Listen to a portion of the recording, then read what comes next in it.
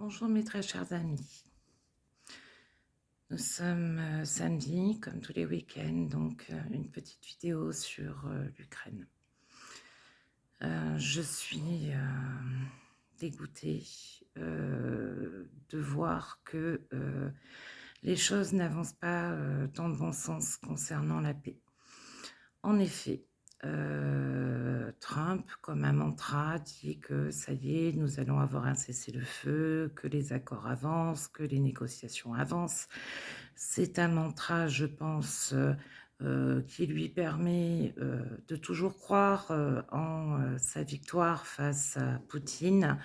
En attendant, le jour même, de l'annonce, des cessez-le-feu contre, les infrastructures énergétiques, eh bien, la Russie a, lancé une attaque massive contre Odessa. Odessa n'avait jamais autant été pilonnée, que cette semaine en 3 ans de guerre. Il y a eu également Zaporijjia, il y a eu Soumy ou à Soumy, du moins à la frontière entre Soumy et Koursk. La Russie a bombardé, le pipeline de gaz pour faire croire que c'était les Ukrainiens qui l'avaient bombardé. Certes, nous avons eu un échange de prisonniers. Ce n'est pas la première fois que cela arrive. Hem, heu, il se retrouve en Arabie Saoudite, cette semaine, pour parler de la paix, mais à quel prix aussi? Car, ce que l'on dit très peu dans, les médias en France, c'est que, maintenant, Trump a ajouté une condition de plus aux terres rares, tout simplement, de s'occuper de la centrale électrique de Zaporijjia, et donc d'en avoir, l'entière, responsabilité, mais aussi utilisation. Il en est de même pour les infrastructures énergétiques. Donc, Trump cherche bien évidemment à, se servir sur la bête, c'est-à-dire c'est une expression française, hein, pour ceux qui seraient, choqués. Donc, voilà, il y a eu plein de morts, il y a eu plein de blessés cette semaine, il y a eu des enfants qui sont décédés et Trump continue à croire, qu'il va gagner, face à Poutine. Autre chose importante, nous avons, les Américains qui ont, perdu, les informations concernant les enfants qui ont été, déportés en Russie. Ces informations étaient capitales pour pouvoir les retrouver. Concernant Koursk, alors moi, concernant précisément Soudja, je me pose des questions.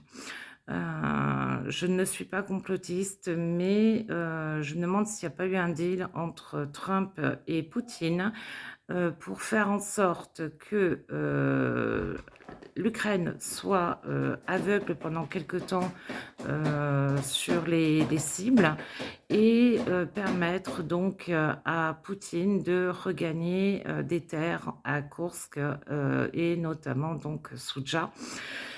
Il faut savoir que, Koursk n'est pas entièrement, libéré, cette oblast, mais vous avez aussi Belgorod dont on n'a pas parlé, en France, où, donc les Ukrainiens ont fait, une incursion là aussi en Russie. Donc ils sont dans cette oblast, également. Donc Belgorod, c'est en face de Kharkiv. Donc, on veut nous laisser croire que, l'Ukraine, est faible. On veut nous laisser croire que l'Ukraine n'avance pas et elle-même n'est pas dans l'offensive. C'est encore, de la, désinformation. Autre chose importante également, il faut savoir que, l'Ukraine a tapé encore, des infrastructures pétrolières en Russie.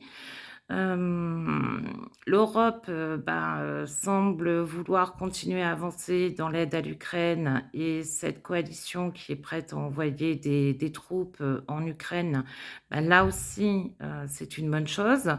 En revanche, voilà, là aussi, il faut que l'Europe s'impose dans les négociations de paix.